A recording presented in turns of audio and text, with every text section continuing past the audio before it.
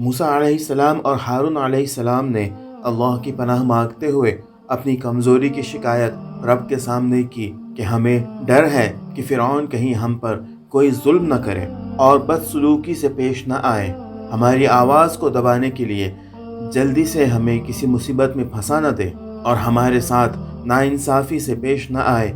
رب العالمین کی طرف سے ان کو تسلی دی گئی۔ ارشاد ہوا کہ اس کی فکر نہ کرو، میں خود تمہارے ساتھ ہوں اور تمہاری اور اس کی بات چیت سنتا رہوں گا اور تمہارا حال دیکھتا رہوں گا۔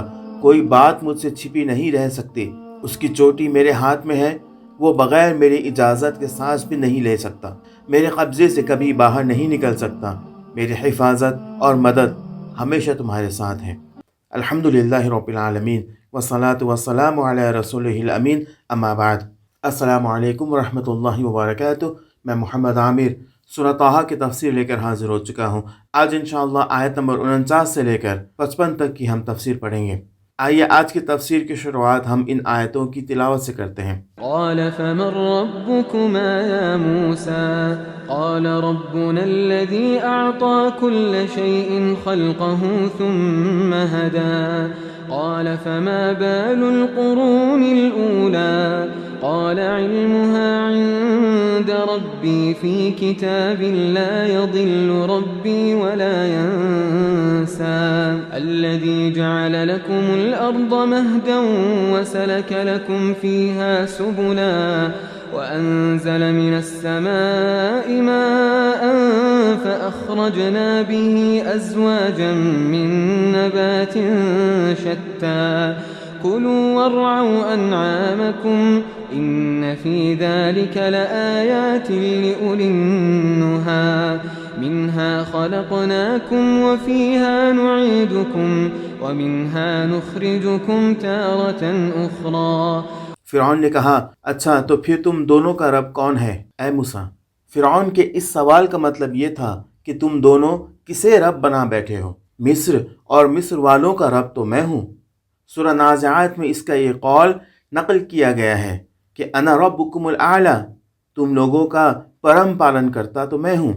سورہ زخرف میں وہ بھرے دربار کو سمبودھن کر کے کہتا ہے، اے قوم، کیا مصر کی بادشاہی میری نہیں ہے اور یہ نہریں میرے نیچے نہیں بہہ رہی ہیں؟ سورہ قصص میں وہ اپنے درباریوں کے سامنے یوں بات کرتا ہے، اے سرداران قوم، میں نہیں جانتا کہ میرے سوا تمہارا کوئی اور بھی الہ ہے۔ اے حامان، ذرا اینٹیں پکوا اور ایک بلند عمارت میرے لیے تیار کرا تاکہ میں ذرا اوپر چڑھ کر دیکھوں تو صحیح کہ یہ موسیٰ کسے الہ بنا رہا ہے۔ سورہ شعراء میں وہ حضرت موسیٰ علیہ السلام کو ڈانٹ کر کہتا ہے، اگر تم نے میرے سوا کسی کو الہ بنایا تم یاد رکھو کہ تمہیں جیل بھیج دوں گا۔ اس کا یہ مطلب نہیں ہے کہ فرعون اپنی قوم کا اکیلا معبود تھا اور وہاں اس کے سوا کسی کی پرستش نہ ہوتی تھی۔ فرعون سورج دیوتا کے اوتار کی حیثیت سے بادشاہ ہونے کا حق جتاتا تھا، اور یہ بات بھی مصر کی تاریخ سے ثابت ہے کہ اس قوم کے مذہب میں بہت سے دیوتاؤں اور دیویوں کی عبادت ہوتی تھی، اس لیے فرعون کا دعویٰ اکیلے ہی عبادت کا حقدار ہونے کا نہ تھا۔ بعض لوگوں نے یہ کہا ہے کہ وہ اللہ تعالیٰ کی ہستی کا منکر تھا اور خود اللہ ہونے کا دعویٰ کرتا تھا، مگر یہ بات قرآن سے ثابت ہے کہ وہ آسمان پر کسی اور کی حکمرانی مانتا تھا۔ سورہ مومن آیت نمبر 28 سے لے کر 34 اور سورہ زخرف آیت نمبر 53 اس بات کی شہادت دیتی ہیں کہ اللہ تعالیٰ اور فرشتوں کی ہستی سے اس کو انکار نہ تھا۔ البتہ جس چیز کو ماننے کے لیے وہ تیار نہ تھا وہ یہ تھی کہ اس کی سیاسی خدائی میں اللہ کا کوئی دخل ہو اور اللہ کا کوئی رسول آ کر اس پر حکم چلائے۔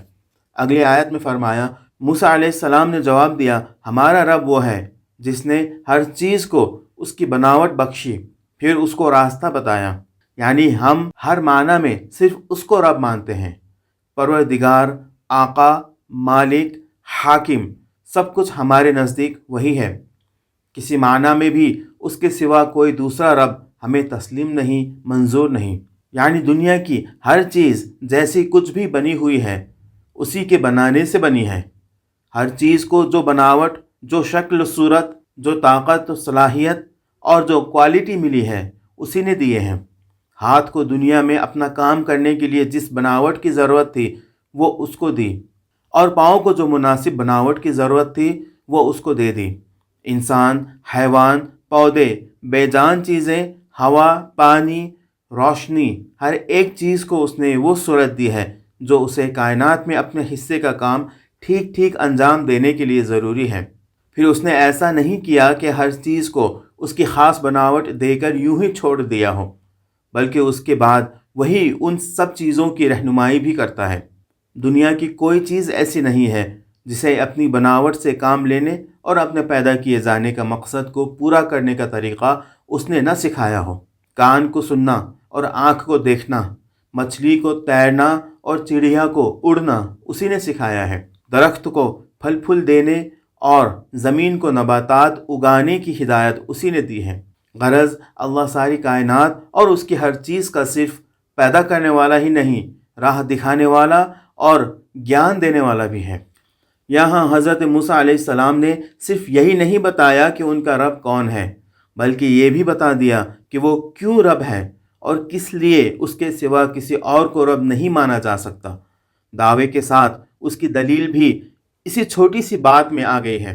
ظاہر ہے کہ جب فرعون اور اس کی جنتا کا ہر شخص اپنے خاص وجود کے لیے اللہ کا آبھاری ہے، اور جب ان میں سے کوئی ایک لمحے کے لیے زندہ تک نہیں رہ سکتا جب تک اس کا دل اور اس کے پھیپھڑے اور اس کا معدہ اور جگر اللہ کی دی ہوئی ہدایت سے اپنا کام نہ کیے چلے جائیں، تو فرعون کا یہ دعویٰ کہ وہ لوگوں کا رب ہے اور لوگوں کا یہ ماننا کہ وہ واقعی ان کا رب ہے، ایک بیوقوفی اور ایک مذاق کے سوا کچھ نہیں ہو سکتا۔ اسی بات میں حضرت موسیٰ علیہ السلام نے اشارے میں رسالت کی دلیل بھی پیش کر دی، جس کے ماننے سے فرعون نے انکار کیا۔ ان کی دلیل میں یہ اشارہ پایا جاتا ہے کہ اللہ وہ ہے جو تمام کائنات کو راہ دکھانے والا ہے، اور جو ہر چیز کو اس کی حالت اور ضرورت کے مطابق ہدایت دے رہا ہے۔ اگلی آیت میں فرمایا، فرعون بولا، اور پہلے جو نسلیں گزر چکی ہیں ان کی پھر کیا حالت تھی؟ یعنی اگر بات یہی ہے کہ جس نے ہر چیز کو اس کی بناوٹ دی اور زندگی میں کام کرنے کا راستہ بتایا، اس کے سوا کوئی دوسرا رب نہیں ہے، تو یہ ہم سب کے باپ دادا جو سالوں سے نسل در نسل جن کی بندگی کرتے چلے آ رہے ہیں، ان کی تمہارے نزدیک کیا پوزیشن ہے؟ کیا وہ سب گمراہ تھے؟ کیا وہ سب عذاب کے مستحق تھے؟ کیا ان سب کی عقلیں ماری گئی تھیں؟ یہ تھا فرعون کے پاس حضرت موسیٰ علیہ السلام کی اس دلیل کا جواب۔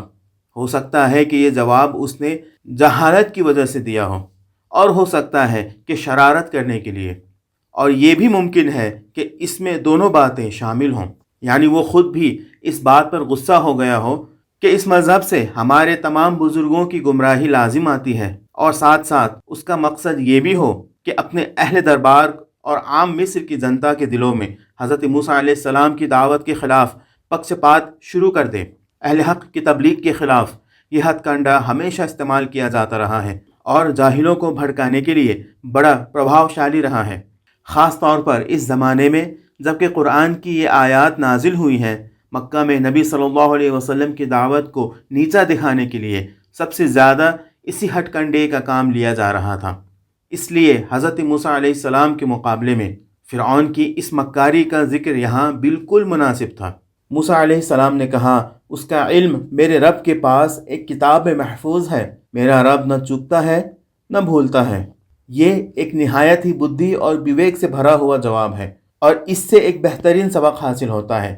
فرعون کا مقصد جیسا کہ اوپر بیان ہوا، سننے والوں کے لیے اور ان کے مادھیم سے پوری قوم کے دلوں میں پکشپات کی آگ بھڑکانا تھا۔ اگر حضرت موسیٰ علیہ السلام کہتے کہ ہاں وہ سب جاہل اور گمراہ تھے اور سب کے سب جہنم کا ایندھن بنیں گے، تو چاہے یہ حق بات کہنے کا بڑا زبردست نمونہ ہوتا، مگر یہ جواب حضرت موسیٰ کے بجائے فرعون کے مقصد کو پورا کرتا۔ اس لیے موسیٰ علیہ السلام نے پوری سوجھ بوجھ کے ساتھ ایسا جواب دیا جو بجائے خود حق بھی تھا، اور ساتھ ساتھ اس نے فرعون کے زہریلے دانت کو توڑ بھی دیا۔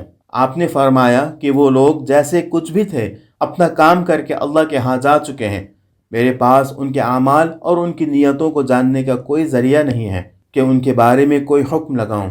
ان کا پورا ریکارڈ اللہ کے پاس محفوظ ہے، ان کی ایک ایک حرکت اور اس کے بدلے کو اللہ جانتا ہے۔ نہ اللہ کی نگاہ سے کوئی چیز بچی رہ گئی ہے اور نہ ہی وہ کوئی چیز بھولا ہے۔ ان سے جو کچھ بھی معاملہ اللہ کو کرنا ہے ان کو وہی جانتا ہے۔ مجھے اور تمہیں یہ فکر نہیں ہونی چاہیے کہ ان کا بچار شیلی کیا تھا اور ان کا انجام کیا ہوگا۔ ہمیں تو اس کی فکر ہونی چاہیے کہ ہمارا بچار شیلی کیا ہے اور ہمیں کس انجام کا سامنا کرنا ہے۔ یہاں بات کرنے کے طریقے سے صاف معلوم ہوتا ہے کہ حضرت موسیٰ علیہ السلام کا جواب ختم ہو گیا ہے، اور یہاں سے آخر پیراگراف تک کی پوری عبارت اللہ تعالیٰ کی طرف سے ویاکھیا اور یاد دہانی کے روپ میں ارشاد ہوا ہے۔ قرآن میں اس طرح کی مثالیں بہت زیادہ موجود ہیں کہ کسی گزرے ہوئے یا آئندہ پیش آنے والے واقعے کو بیان کرتے ہوئے جب کسی شخص کی کوئی بات نقل کی جاتی ہے تو اس کے بعد ساتھ ہی کچھ باتیں نصیحت یا ویاکھیا اور بیورن کے روپ میں مزید ارشاد فرمائے جاتے ہیں، اور صرف بات کرنے کے طریقے سے پتہ چل جاتا ہے کہ یہ اس شخص کی بات نہیں ہے جس کا پہلے ذکر ہو رہا تھا، بلکہ یہ اللہ تعالیٰ کا اپنا قول ہے۔ واضح رہے کہ اس عبارت کا سمبند صرف قریب کی بات، یعنی کہ میرا رب نہ چوکتا ہے نہ بھولتا ہے سے نہیں ہے، بلکہ حضرت موسیٰ علیہ السلام کی پوری بات سے ہے جو ربنا الذی اعطا کل شیء سے شروع ہوتا ہے۔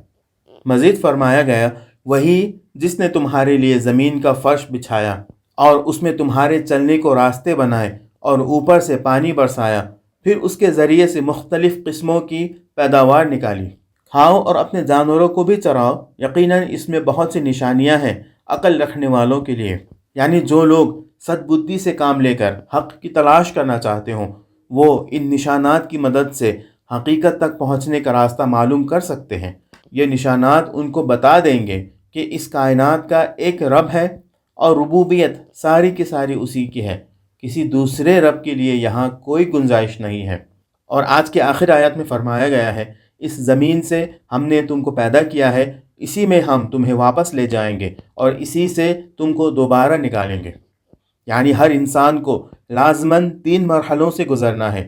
ایک مرحلہ موجودہ دنیا میں پیدائش سے لے کر موت کا، دوسرا مرحلہ موت سے قیامت تک کا، اور تیسرا قیامت کے روز دوبارہ زندہ ہونے کے بعد کا مرحلہ۔